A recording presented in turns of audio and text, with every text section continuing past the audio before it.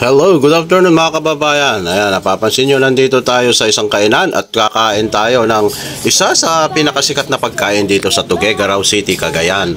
Alright, ayan, ang batil patong mga kababayan. So ayan, nag-prepare tayo ng ating sausawan.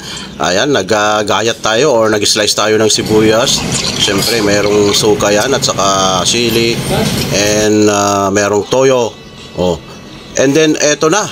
Sinerve na nga itong special na batil patong mga kababayan. Napakasarap. Sa amoy pa lang ay napakasarap na. Kaya si kuya talagang napatikim na kaagad kanina.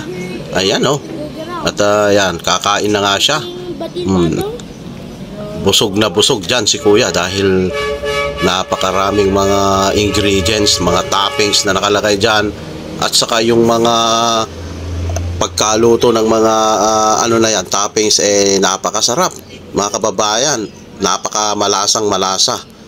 So ayan oh, ayan toppings niya, may mga chicharon pa yan. Ayan, merong gulay din. Napakasarap mga kababayan talaga.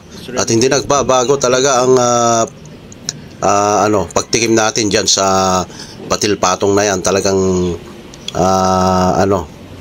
all-time favorite talaga yan mga kababayan. Isa sa all-time favorite natin na pagkain itong batil patong ng Tuguegarao City. At siyempre merong sabaw at sinamahan na din natin ng soft drinks para mas ganahan po tayo sa pagkain. Ayan oh, si kuya talaga namang tuwang-tuwa.